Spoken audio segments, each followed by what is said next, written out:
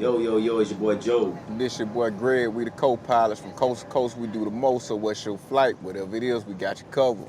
And man, how's that going today, my brother? Same as usual, man. You know, out here, on my way to out here in Virginia right now, man. On my way to Texas, whatnot. Same as usual. Yeah, I feel you, man. I'll be taking a flight tomorrow to Chicago, so I'll be out that way, man. Spend a few days out there. You know, my son getting ready to graduate Navy. And also we're gonna me and Clint we're gonna catch a Chicago Bulls game. They open up they open up against Detroit Pistons tomorrow, Oh so man, we gonna catch one of the game I, that game while we out there. y'all got me wishing I was up that way too. Nah, I Yeah, would have went. man. I would have loved to join with y'all, man. Y'all me Yeah. about So, see what I can catch out here in Texas, man. Right now, I should ride there a little early, man, a day early. hopefully you can catch something. You know what I'm saying? You know Dallas. You know what I'm saying? Something. So let's get started with the show tonight, man. We're gonna start with man. I don't know what you want to start at, man, because the whole state of Florida took L's this week, man. Right. You know what I'm saying? Exactly. So I guess we can start with college football, man, and we're gonna start with that and talk about a little bit of that from a college perspective, what we learned this week, and I think we need to just start off with our beloved Florida State Seminoles, man. You know, they seems to never to amaze us under Mike Norvell. Another bad loss under his regime. Um, and I think the writing's on the wall for Mike Norvell. And I think his course has been ran in Florida State, and we've seen the best of Mike Norvell at 13 no season, and we've seen the worst. Stanford, Jackson State, and the list goes on, man. 2-10 season. I don't think we can never get to that 13-0, that dominant season again under Mike. It was a genie in the bottle. And I think we know what we get with Mike Norvell now, man. It's just this team is just not Florida State standard, man. And you Yeah. look over this weekend and the mental errors that you see from year one, you're seeing in year five. You know what I'm saying? It's not gonna get no better, man. I mean, I don't know why he's a laying duck out there right now. So your thoughts, Greg? Man, I hate it for Mike Norvell, man. I think for the most part, and I always say this, I think Norvell is a good coach. As a matter of fact, I think he's a great coach. But we know that, man, if you want to be consistent, man, along with coaching, you have to have talent. And one of the things he has failed at is recruiting. Being able to keep your players that you bring in, a lot of five-star has committed to us, then they decommitted from us. So, and I think that's the biggest part right there. And you pointed this out, developing talent. You got to be able to develop your players. If you're not going to be able to develop players, parents are not going to let their kids come to your program because we know that in the end result, parents want to see their players go to, the NFL, go to the league and be successful. But if you're not helping to groom their talent, you're not going to be a good landing spot for a lot of these kids to go at. So, and I think that's the main thing with Mike Norvell. I think that he's a good coach, but as far as developing talent, we haven't seen it. You get what I'm saying? And we bring a lot of our guys in. I bring a lot of our guys in off the transfer portal, which has been successful for us. But you have to be able to groom talent and also be able to recruit. And I think that's one of the things that other schools got to jump start ahead of us on right now. Yeah, man, I agree with everything you said, Greg. Man, you got to be able to get that talent in there, man. And, just listening to a lot of like respectable people that cover this team, man, and they just say how the talent gap is across the state when you look at this Florida State team. And I think for us who grew up watching Florida State, we never seen Florida State look this bad, man, on the field, man. And it's kind of depressing, man. It was so bad, for me, man. On Saturday, I couldn't even live stream like that. Bro. I couldn't. I didn't have the energy. Florida State had took me. It took me there, man. I mean, just to lose to Stanford and the way we lost to Stanford, man, it was embarrassing. You know, go up down the field with a backup quarterback, 90 something plus yards. It was embarrassing. Like Right. Florida State, like we was their homecoming. We're laughing stock of the ACC right now, man. And Florida State shouldn't be that. We the bullies of this conference, man. And And to watch how far we've come. and one of the things I was hoping Mike Norvell be able to fix the problems that existed.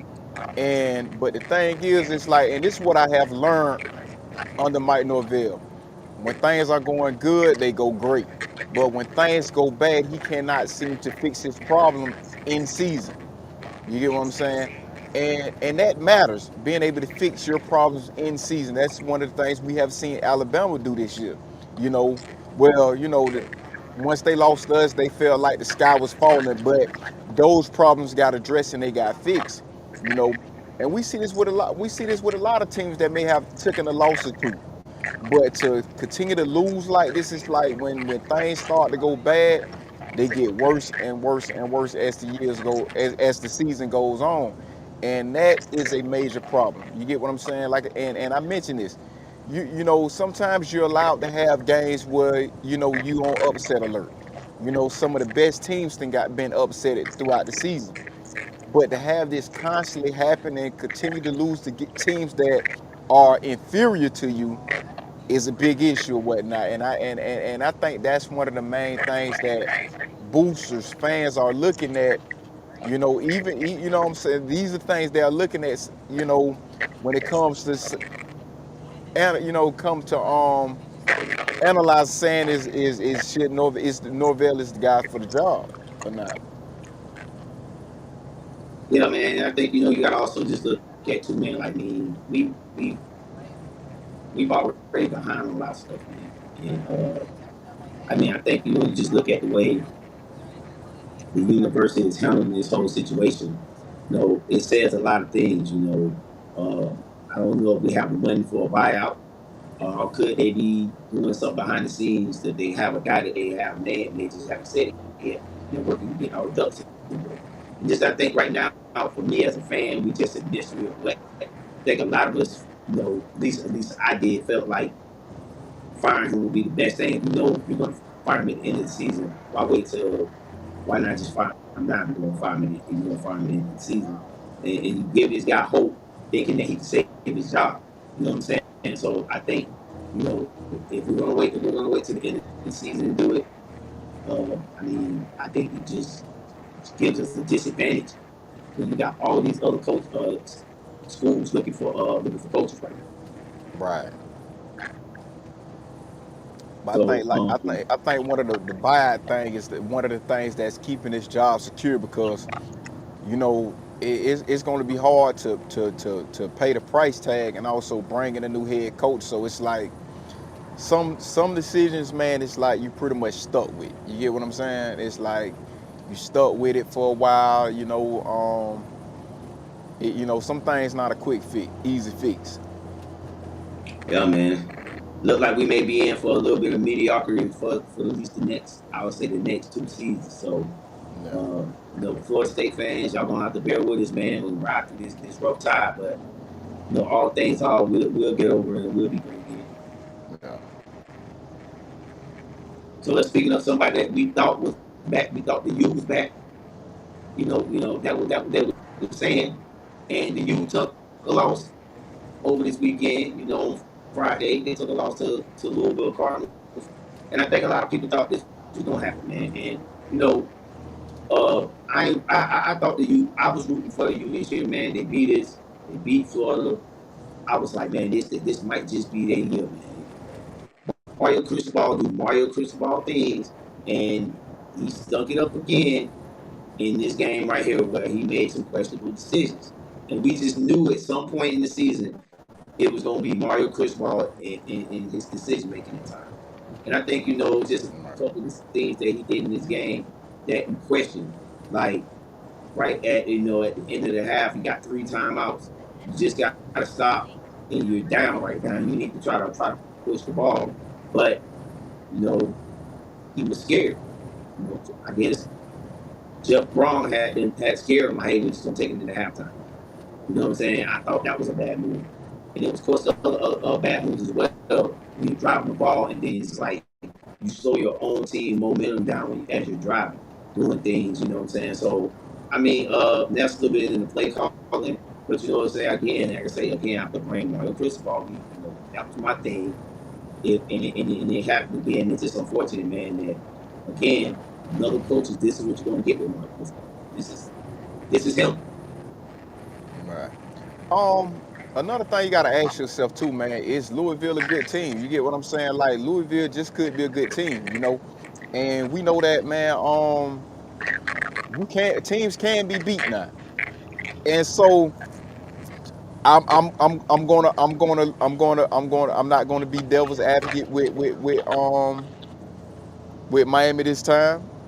I'm gonna look at it. I'm gonna be optimistic about it. It could be a quality. It could have been a quality loss. You know what I'm saying? So Um, you copy please for Miami right now. That's what it huh? sounds like, Greg. Huh? You give me copy please for them. I'm saying maybe like it. You know, the sky's not falling as of right now. Um, because they lost to a good Louisville team. Louisville is what only got one loss this season. Right. Now that's my biggest question. Like, is Louisville that good? You get what I'm saying? But we know that now. We know as far as talent wise, we know that Miami has the better talent. Um, Now, as far as what you say with Mario Cristobal, we already know what time it is with that. You know, Mario Cristobal can outcoach himself at times. You know what I'm saying? And that's pretty much something we deal with. I mean, they have to deal with. Sometimes he can get in his own way, and especially when you have 2 years back to back, you have had dynamic passes in your offense. You get what I'm saying? And still didn't get the job done. So but I think that they will continue to be relevant. As long as they keep making a strong push. I don't think the U is going to give up on them. You know what I'm saying? As long as they continue to make I don't think the U is going to give up on Cristobal as long as he continue to make a decent bowl game. But I mean, pretty much all the decent bowl games are in the playoffs. But we know this: Miami cannot stand to take another loss.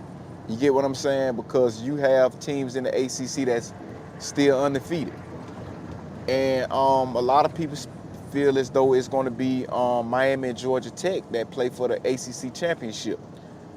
But at the same time, if you don't play in the if you're not playing in the ACC championship, and you have two losses as an ACC team, um, it's going to be hard. It's going to be hard to make a case for you. It's going to be hard. You know, It really is. I think Miami can win out. You know, but we know Miami have teams that they struggle against. I'm not familiar with their schedule, but we know that when it comes to teams like North Carolina, they tend to struggle. Georgia Tech, they tend to struggle. You get what I'm saying? I mean, not North Carolina, Right. like Georgia Tech. You know what I'm saying? These teams give them a fight.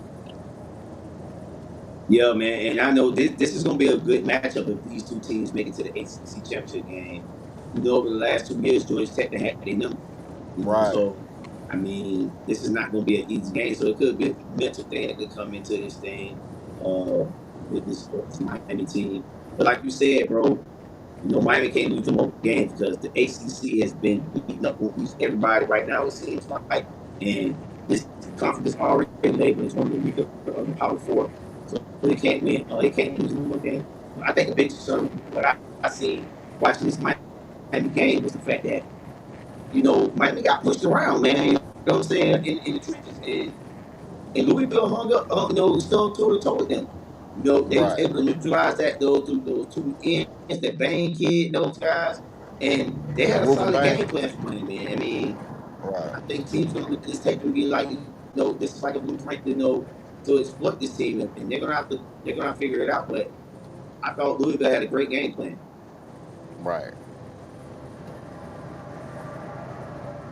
So, do you think Carson Beck can be fixed after these 4 interceptions? Oh yeah, I mean, Carson Beck has been there, man. He done played against some of the best teams in college football. So, my concern is not Carson Beck. The talent is there. The talent is on the team. It's just it all fall back to coaching, man. It all fall back to Cristobal. Is he going to be the guy to lead this team? Right. Um, like I say, man, it is when you. I mean, I would say championship or bust, but when as of right now, it's pretty much playoff or bust. You know, Big facts. you want to consistently have your team, especially as an ACC team. You know, you want to have your team in the conversation. You want to be relevant. Right. Clemson is like they taking a step back. Don't know what's going on with Clemson. They are not the team to beat in the ACC as of right now, and it's pretty much Miami. You know, you can look at Miami and say you can see them kind of somewhat being a consistent team. You know, but at the same time, and I say that because of the talent that's over there. But at the same time, I mean, if we know that how the Miami fan base is, if you know, the ex, it's a lot of expectations. So if he's not living up to the U expectations, we know how the fan base going to get. They're going to call for him to come out of there. Hey, press the co-pilot button to put the Yeah. map back up there. Yeah, man. So I mean, you made some good points, Greg. I think after this loss, they could bounce back, get in the playoffs. But like I said again, right now, man, we Miami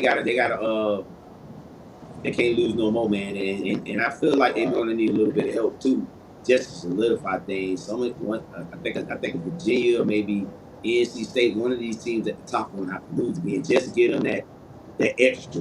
You know what I'm saying? But if that happens, just yeah, going to make the ACC even more watered down. Because they ain't gonna mean you went from two maybe possible teams getting in to maybe only one team getting in. You know what I'm saying? right.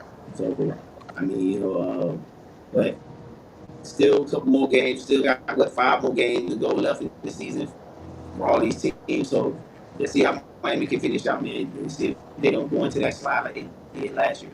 Right. So let's talk about Florida, man. Florida actually got a win this week, and they still fired their coach, man. And it seems like sources out there look like that they want to go for Lane Kiffin, man. What's your thoughts on the Greg? Um, Yeah, that's pretty much what Florida been tied to talks with Lane Kiffin. Don't know how it's gonna play out. But I think I think if Lane Kiffin do leave Ole Miss, I think Florida be the team that he go to. You got some heavy shoes to fill, man, playing at Florida. It's almost like that talk about being at the U. But I think that being at Florida, you pretty much have more time. You pretty have more of a grace period, because we Right. seen how patient Florida was with coaches like Will Muschamp, and so on and so on. And so we know that Florida is pretty much a patient program. But at the same time, it's like at the same time, it's expectations with that program as well. Um, but I think that, it was something like I think with his daughter didn't want him to leave or whatnot. But at the same time, I think Florida should be able to I think they'll be able to buy him or whatnot, man. Yeah, I man. I think think it could be a good look for these guys, man. Lane Kiffin. You going somewhere that that you got a machine behind you in Florida. And right, one thing I know about Lane Kiffin as well, he can recruit. So right, I think this could be the perfect match for him. But I think Ole Miss may try to give him an extension, man. I think Ole Miss know this is like the best they've been as far as relevance in college football. So even if you guys are not like going to the playoffs and stuff like that, like I say, Ole Miss, man, you still going inside the bowl games. Lane Kiffin is still generating a lot of money for the university. So I think they may strike an extension, but yeah, like I said, Florida got money to where they got fuck you money to Mississippi to Ole Miss money. The right. NIL guys they'll pay. So I think that's a hard conversation. But if they was to get Florida, Lane Kiffin, your thoughts, Greg? Do you think that's make them an instant contender? Yeah, when you consider the talent that's already over there, of course. I mean, I wouldn't say a contender, but I would say they could be a team that can sneak up. You get what I'm saying? Like Gotcha. they gonna be competitive. Just like overnight, you're a contender. I'm not gonna say that. Could happen. Not gonna say it can't. But I'm just gonna, pump the brakes, and I'm just gonna say that, I can see them being competitive with him in their first year. Yeah. I mean, I think if they can keep the roster currently there, A lot of people getting the transfer report. I think this team definitely can be definitely a competitive team. Um, but yeah, man, I don't know, man. I don't know if they get Lane Kiffin, man. I got a feeling, man, like a James Franklin type of coach is going to be there, man. That's going to get the Florida job. I don't see Lane Kiffin going. I know they want him, but I just don't think. I don't think Lane's going to go there. I think Mississippi Ole Miss. Sorry, they're going to strike a deal. They're going to get him a mistake, and I think he's good where he's at. You've already built something there. You know what I'm saying? Um, and you lost over the weekend in Georgia, but you still got a chance at the SEC championship. You know what I mean? So I mean, if some things go in your favor. Right. So I don't think I think he stayed. Uh,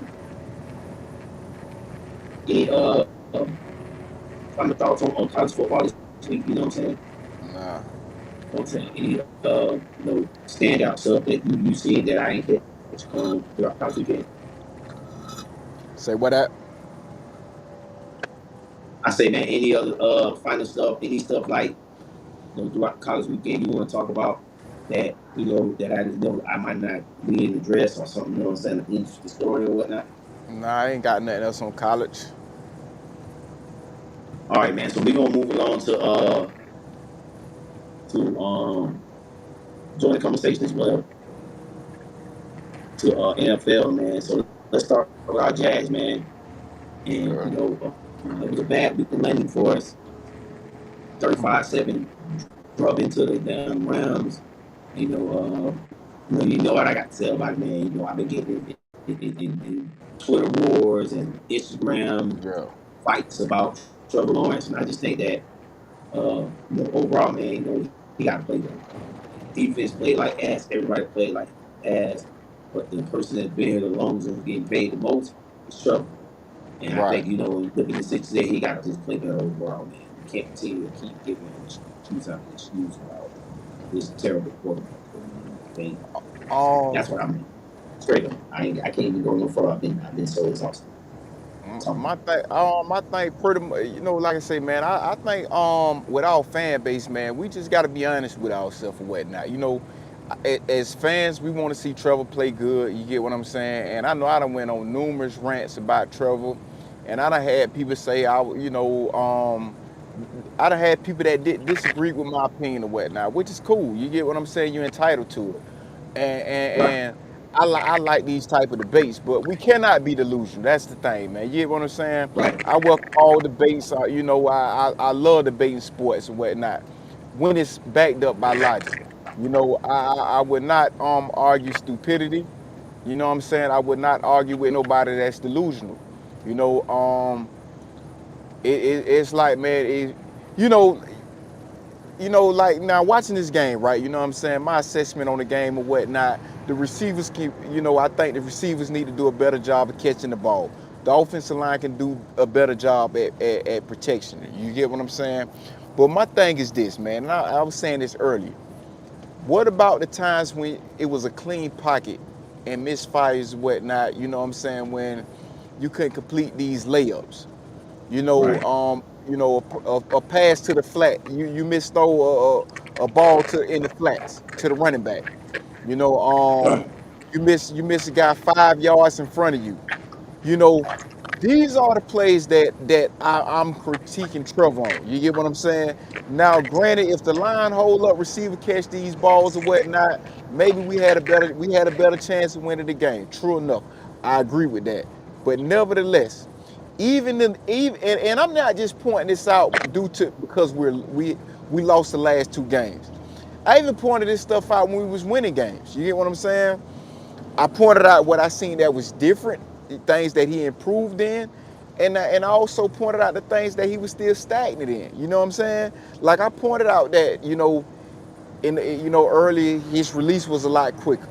You know, but now he's not. It's like he's forgetting how to scan the field. He's getting back to the same trouble from last season. You get what I'm saying? It was a play, right? And I always mention this. I always mention about the pre-snap read or whatnot. And the thing that I mentioned was this, with your protection. And I brought up how the offensive line last season played better under Matt Jones than it did for Trevor Lawrence. Key example. when we seen Lake, right, which is Cornell Lake's son, by the way, who played for the Steelers and he also played for the Jags. When we seen him line up when he came in to come blitz, Trevor Lawrence did not recognize the blitz and he did not put nobody to block him, which who made the play. So these are the things that I'm talking about. It's different that when you just not getting when they're just coming in with their front four and your O line is not being able to hold. You know what I'm saying? Hold the line from that point. Versus when you have a safety that's coming in to blitz, a linebacker that just coming in. You have to be able to recognize your blitzes, and this come with film watching and pre-snap reads. These are the things I always mention about Trevor Lawrence. These key things or minimize sacks. These, what I'm saying, is things like this would minimize the pressure that's coming in the backfield. You get what I'm saying? Now, nevertheless, the O line they do have to play better, but when the O line has held up, Trevor Lawrence we still seeing glimpses of what we saw last season. You know what I'm saying? His deep ball is still off target. He's not accurate with his deep ball. You know what I'm saying? So and it's like when the run game is not there, it's like we're no good when the run game it don't exist. So and coming into what year 5, year 6, you know, it's going to be questions asked. You get what I'm saying? And I know a lot of people don't like it. They feel like we're being critical, looking at saying that the receivers need to catch the ball. True enough, the receivers do need to catch the ball, but the leader of the team, when the leader of the team is also playing bad and having miscues, that's where the problem come in at. You know what I'm saying? That is a big problem. We know that you're going to have receivers that's going to drop passes. You get what I'm saying? Mahomes, and we know that you can't compare Trevor Lawrence to Patrick Mahomes. But Patrick Mahomes won. Not only did he lead his team to a Super Bowl, but he won the Super Bowl when his receivers led the league in drop passes. You get what I'm saying? So, and I say that to say this, man. It start with a leadership standpoint. It start from a leadership standpoint.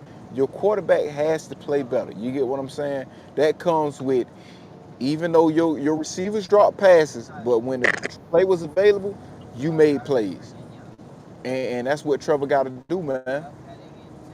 I agree, man. And you hit everything on the head, Greg. My biggest thing is with all these Trevor Lawrence dick riders and people that want to keep defending him is when you guys are going to admit what he don't do right. Because it seems like you guys always point the finger at, you guys needs more time. And like, bro, like, I sat today and I looked at Josh Allen, not Josh Allen, I'm sorry, Baker Mayfield, Sam Darnold, and who's the other quarterback that's been playing good as a late. Matt Sam Jones. Darnold, Matt Jones, not Matt Jones. Freaking. Well, anyway, I looked at a bunch of these older quarterbacks that was drafted, and it was about between years 5 and year 7 that these guys started to turn the page. I would think that this year 5, at this juncture, Trevor Lawrence will be playing a lot better at this age. You know what I'm saying? You know what I'm saying? Even though he's still 25, 26, whatever, he's still young. You should start the bell should the game should have so much slowed down. You get what I'm saying? So Right. like some of the stuff like you said, the announcers kept saying the layups. You still missing the layups at year 5. You shouldn't be Right. missing the layups at year 5. You get what I'm saying? And Right. it just seemed like with Trevor Lawrence, everything is not clicking. Like he'll learn how to, you know, run the ball, but then he'll forget how to scan the field. Like he can't put everything together. He put pieces and pieces together. Like with Trevor Lawrence, you're gonna get at least in the 18 game season, you might get 3 to 5 elite games from out of Trevor. But you like, damn, he franchise kid. Then you're gonna get sprinkle a few mid games, but then you're gonna get bad Trevor the rest of the way. You know what I'm saying? And it leaves you confused. Like, what is this kid? Is he mid? Is he elite? Is he ass? You don't know it all. And I think Right. fans have to be honest with themselves. Like, Trevor Lawrence, guys, y'all got to be honest honest with yourself with is because, dog, it's just not clicking, bro. And I think, in order for this offense to go into like fully excel, they're going to need Trevor Lawrence at his best. He's calling plays in the audible, and I don't know if you catch this, Greg. He'll wait about five seconds, get on the clock, and then want to change the play. Right. Like, bro, like you can't do that, bro. You know what I'm saying? You gotta get if you see you call. That means like what you talked about goes back to what you saying pre-snap thing. He's Right. not grasping it. He's not understanding the defense fast enough to make the calls, get to change the play. You Right. know what I'm saying? It's like these things that he continues to struggle in that the common or the average guy that just watch football is not picking up on, and someone like us that we see. Right. And I always and it's my thing, man. I think Trevor Lawrence is still a talented quarterback. I think he has the talent. Um, but at the same time, it's like what we're looking at. We're looking at Jameis Winston 2.0. You know what I'm saying? Yep. And a lot of people don't want to admit that. They want to feel as though and a lot of people, we have to stop pointing out the 30 interceptions from Jameis Winston. You get what I'm saying? That was a rarity. You get what I'm saying? Um, when we do the comparison, when I do the comparison, it's not always about stats and numbers. I do the comparison because both of these dudes was first round draft picks. They was rare talents. Like these two guys, man, coming out was first overall, and they was pro ready. They was ready to start day one without a question. You know, Right. um, and they got the arm talent, but they cannot get out their own way. This is why I made the comparison with Trevor Lawrence and Jameis Winston, because you see the talent is there. It's Right. not like it's not like when you look at some of these other first round picks that we saw and we like, he just don't got it. He just don't have it. You know, he can't make every throw. These guys can make every throw from what we have seen and whatnot, but it's like they tend to get in their own way now. You get what I'm saying? So Right. this is why, to clear it up for people that wonder why I made the comparison with Trevor Lawrence and Jameis Winston. That is why. You get what I'm saying? Forget the numbers. If that's the case, then you shouldn't argue against me when I make the comparison with Jameis Winston and Eli Manning. You know what I'm saying? Of course, you're going to Right. bring up the two Super Bowls or whatnot, things of that nature. But if we're going by the numbers, their numbers are similar. You get what I'm saying? Yeah. You're absolutely right. And it came in my head who that other quarterback was, Daniel Jones. That's Yeah, who. danger. So yeah, man, I agree, bro, man. And I mean, I think for me, when I look at this whole thing with James Winston, man, and you just look at the division right now, you got Daniel Jones balling out while the fucking Colts. They looking like one of the best teams in the NFL right now. Then you got the Jaguars, sitting 4-2, which we still in good position. We're not going to complain, but like it just feel like it's a lot left. We left a lot out this first half of the season. A lot out. Right. We could be in better shape. And my thing is, man, I think, like I say, man, I really disagree with how been using. My thing, man, I disagree with how we've been using Travis Hunter, man. I think that we could utilize him more, whatnot. I think that, man, he should be on defense, and I think that like I say, man, we're not utilizing him like we should. You know what I'm saying? And and we seen what he did against Devontae Adams when he came in and whatnot, man. And Devontae Adams killed us the whole game. And when we put him in for that play, and it was a crucial down, we knew he was going to him or whatnot.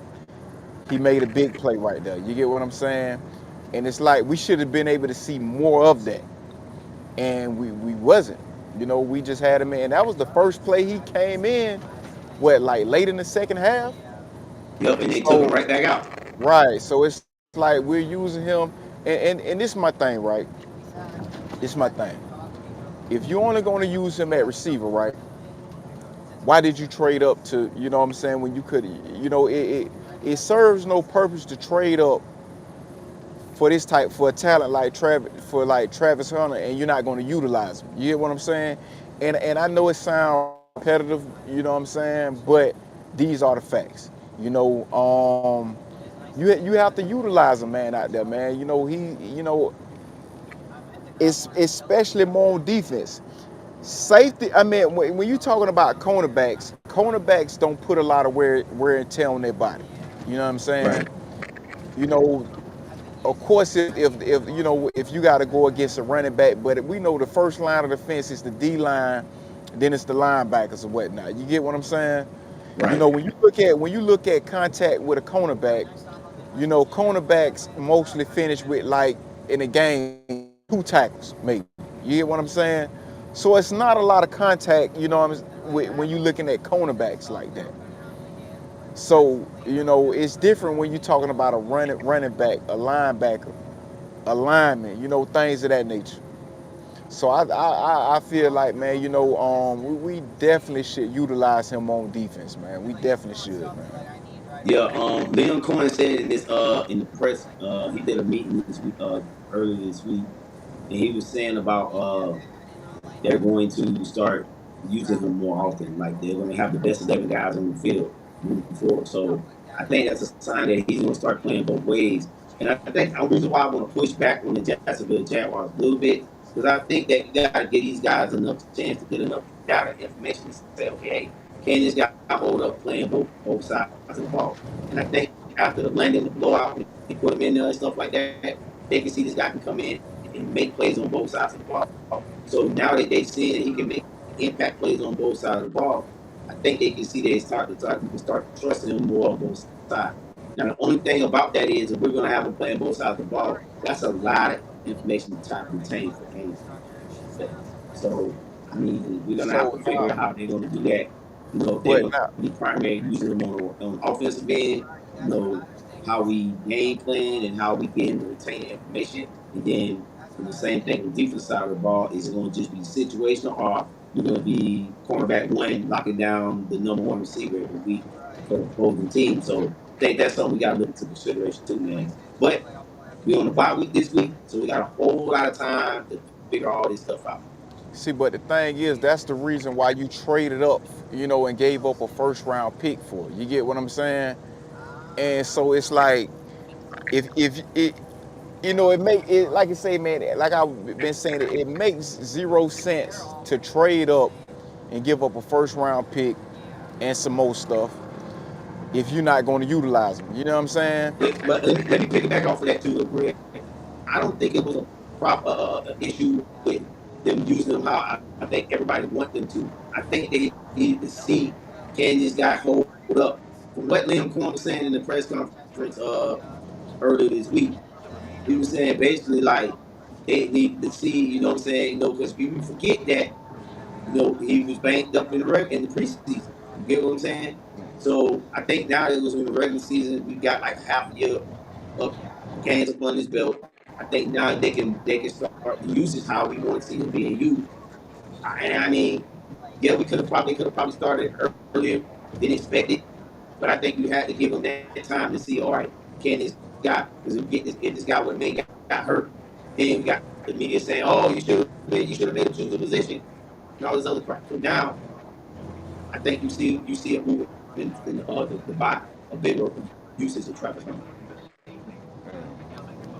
So I think, man, like I say, man, you know, I think that, like, you know, Trevor is only gonna get so good, man. So you establish that defense, man. You know what I'm saying? Because one of the positions, man, you always want to have right on your team, right, is a shutdown corner.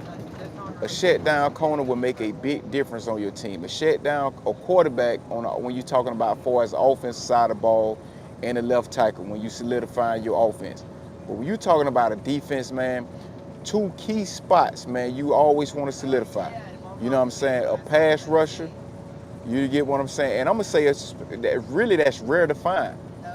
A D tackle, a defensive tackle, and a cornerback, shutdown corner. And also a D tackle that can rush the quarterback. So, and that's why I say, man, when you get a talent like that, man, you know, especially at a position we are in need of, you know, you have to use them now. You know, when we looking at from the receiving standpoint, and this is my thing coming into the season. You know, Brian Thomas Jr. We felt like, you know, we had our number one cornerback. I mean receiver. Brown coming in. You know, Um, so those spots was pretty, pretty solid or whatnot. And you can also sprinkle Travis Hunter in that. You get what I'm saying? But when you're talking about on the defensive side of the ball, of course we had Tyson Campbell, but we know Tyson Campbell was probably coming off one of his worst seasons last season. You get what I'm saying? So it was a lot of concern there. And we knew that, and I think the franchise knew that they wanted to get rid of Tyson Campbell as well. But the thing was finding a team to bring him in. We know that, man. Greg Newsom, man, ain't gonna cut it.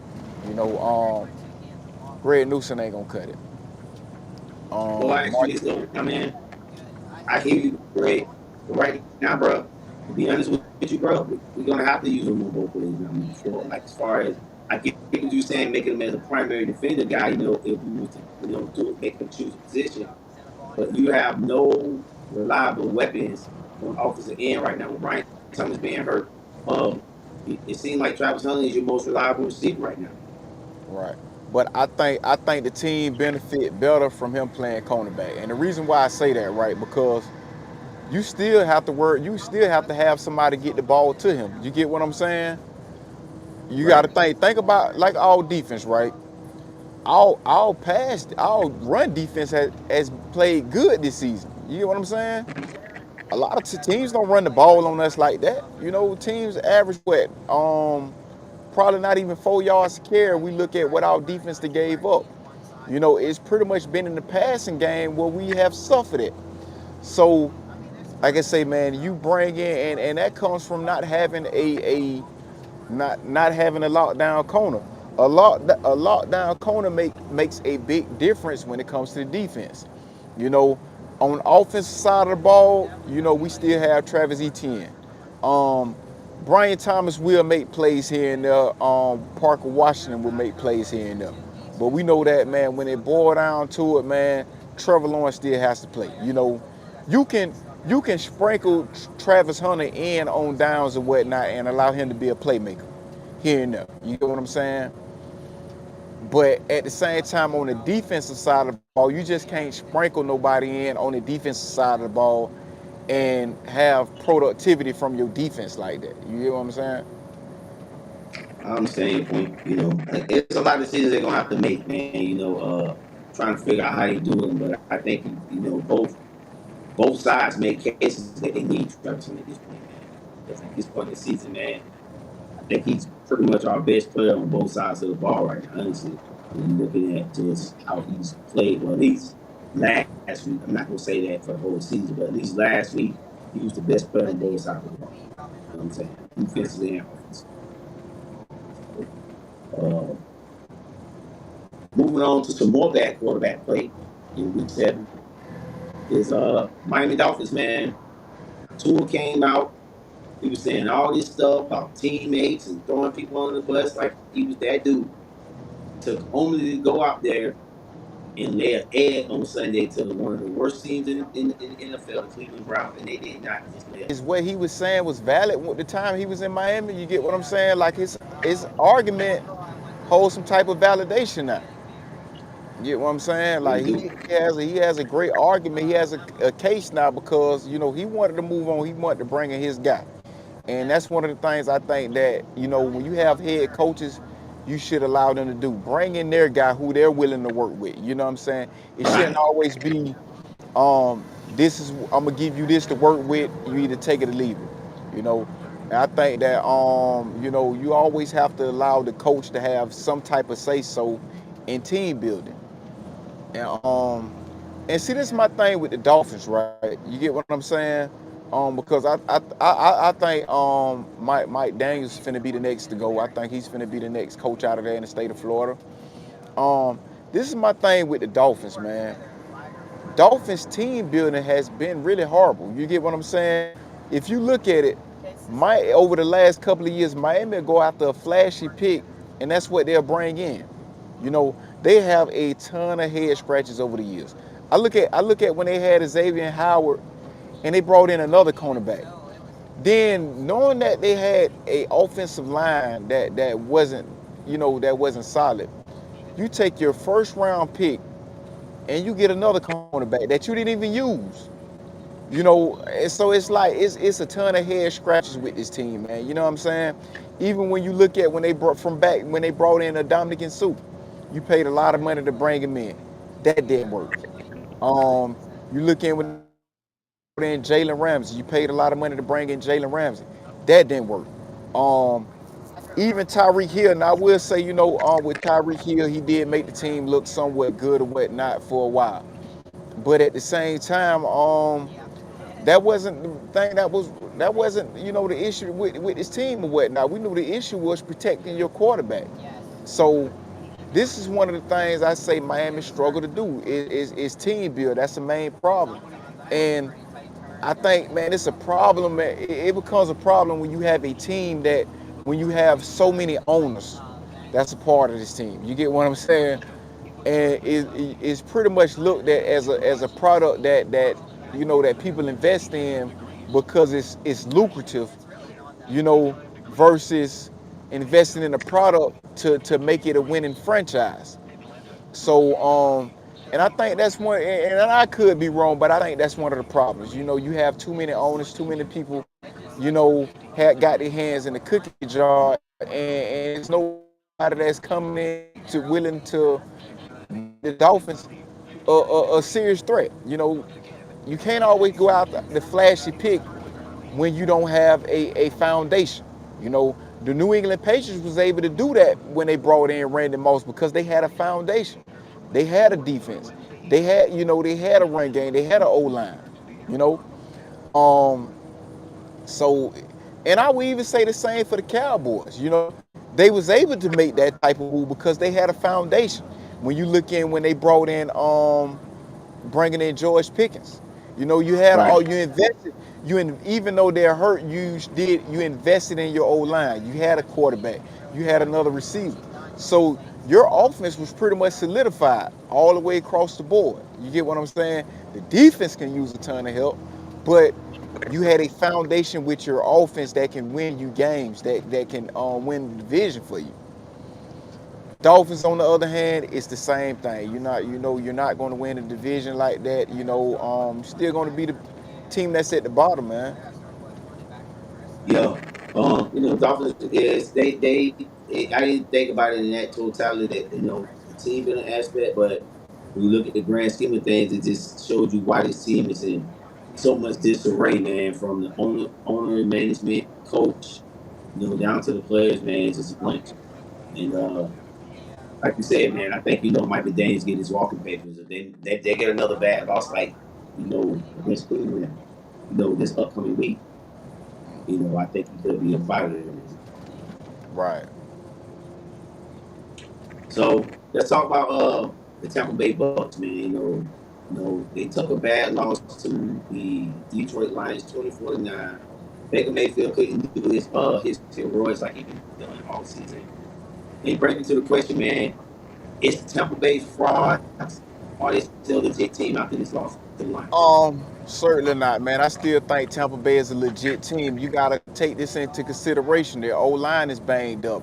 Your receiving core is banged up. Chris Godwin is out of there. Now you can look at it and say that they still was able to have success in spite of, but at the same time, when you're going against a team like Detroit, let's be honest. Detroit is one of the best teams in the league right now. They could be a team that can win it all.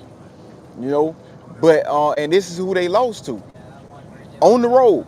So all these things I take into consideration. And also Mike Evans, he's hurt.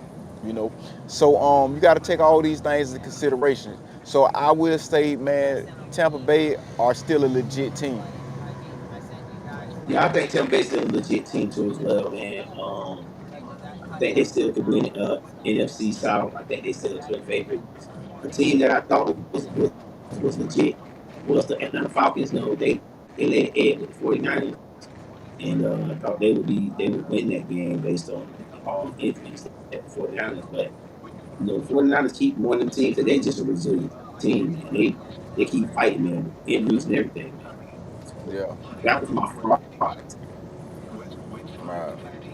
So, I think Penix, man, Fake Tampa Penix. Bay.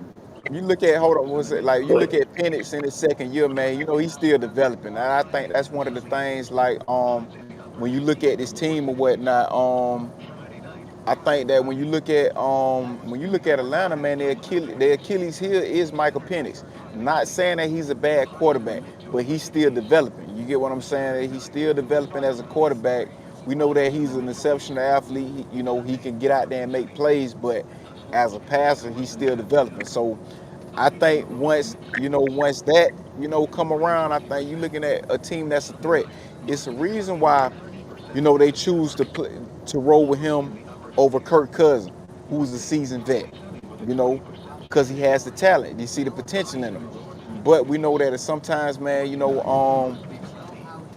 with potential, a lot of times, man, it comes along, slower than some others.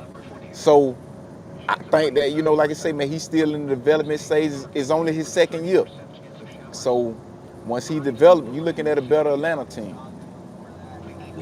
Yeah, right now, man, who's carrying that team right now is Bijan, man. He the Right, dude, man, offensively, man. So I think he's guy that can definitely sit for MVP this year. right. So right now, man, say watching the Oklahoma's play against Houston Rockets. Opening NBA week. Rockets is up 57, 51.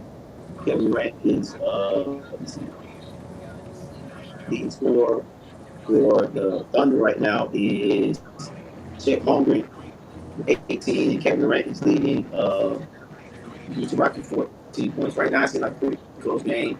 It's gonna be another game. I think Golden State play tonight too. So they got 10 o'clock, man, and they're playing on NBC. I did get a chance to watch the opening of the NBC NBA on NBC, so I gotta go back and see if somebody got it online and see the opening of how the opening of the show. Right. You know what I'm saying? They got a pretty decent lineup. Carmelo Anthony, a couple other old NBA, Reggie Miller, Lee. So it's Right. all part of the crew there. Right. Yeah, man. Any arrivals in the parks for this week, man? Yes. My arrival this week, man, I gotta go with Drake May. And it's crazy, right? I was in Nashville over the weekend, right? And I started to go to the game, right? And the thing was, I was like, well, damn, I the same when I was in Nashville last year. I was in Nashville when Tennessee played the Patriots, and that was the game I went to. I went to that game there, right? And I was like, damn, I don't want to go see. I would have went, but I had other stuff I was doing and whatnot, right? And and so and plus I still had to get on the road that day. You know what I'm saying? Later on that day, but even though Tennessee won that game last year, I left that game like, man, you know what, man, New England got them got a future quarterback, man. I said, I ain't know if anybody realized it or not, but I was like, man, Drake May can play. And that was one of the things I noticed last year. I might have talked about it on the podcast, I don't remember, but and it's showing this year. You get what I'm saying? He got a quality win against Buffalo. You know, and like I say, man, and they could win the division. A lot of people got Buffalo penciled in, but New England could win the division. He yeah, Mike Vrabel, who I always raved about, who I felt it was a good coach. I thought Tennessee should have kept him. I think that was they probably their worst mistake, letting him go. Then Yeah, also, man, they got their old OC over there, man. You know what I'm saying? Josh McDaniels. We know that, man. Josh Daniels was a very crucial piece, man, over there, man, when it came to working with Tom Brady in that offense. Man, we know he didn't do good as a head coach, but when you look at it as being an offensive coordinator, he's probably one of the best in the league. So yeah, my man. rival this week, man, I gotta go with Drake May, man. He's been balling out. Yeah, man. That's a good pick, man. My rival for this week, man. We're gonna get the Joe Flacco, dog. Get Joe Flacco my rival this week. You know, he looked good against the Bengals, man, and if he can play like this the rest of the way with the Bengals, man, he can get them back into that playoff conversation. You know, that a lot of people had wrote Joe Flacco off that he was old. I still think he's an old motherfucker too. But for him, then when you got weapons put around talented quarterback like Joe Flacco, who's been to a Super Bowl winning quarterback, he gonna pick you apart, man. And I'm just interested to see how he look the rest of the way with the Bengals, man. Right, right. That was That's up. my rival for this week. My departure this week, I gotta give it to Mike Norvell. I was between him and Trevor Lawrence. I'm gonna give it to Mike Norvell. It's dog. We've had so many firsts under Mike Norvell. Let's start counting. First lose to FCS, Mike Norvell. First double digit 2-10 season. First time losing to Stanford in their first ever first meet. Four back three back to back 4-game losing streaks as a head coach. We have Bobby Bowden never did that. Jimbo Fisher never did that.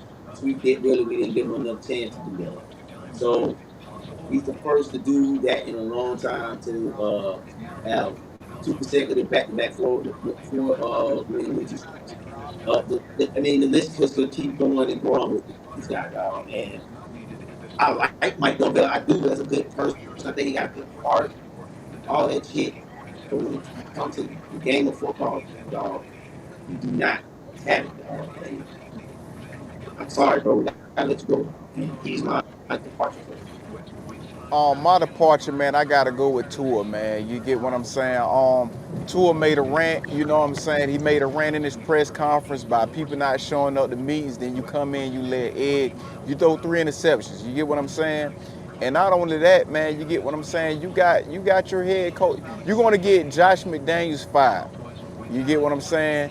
And you got your last coach fired, which was what his name is? Flores, Flores. You get what I'm saying? So and Flores, man, this team was winning under Flores and whatnot, in spite of Tua's bad play.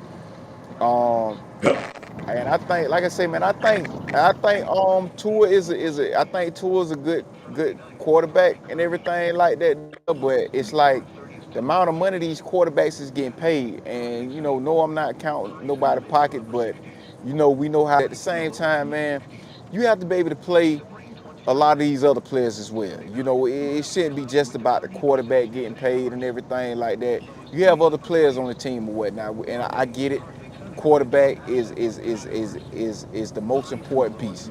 Granted, yes, they should be compensated. What I'm saying, more than their teammates if they are playing better than their teammates. But you have some quarterbacks that are just pieces out there, man. You get what I'm saying? They're playing good because of what they have around them. And like I say, man, Tua looking bad, man. Maybe he can redeem himself. But as of right now, he's on my departure list. that's what's up, man. That's what's up, man. And so, quick show this week, man. We want to come on, you know what I'm saying? We got you guys up on the hour this week, man. We hold y'all up, man. So, the old win last week will be dropped tonight. So from last week, so I found out what was going on. So I have to wait a couple of days after we live stream for YouTube to allow me to download it. So now I got the little system going. You guys, after this live stream, last week's episode will be up on iTunes and all the other streaming services, man. So be on the lookout for that, man. So as you know, it's your boy Joe, This your boy Greg. and we out. Peace. Yeah.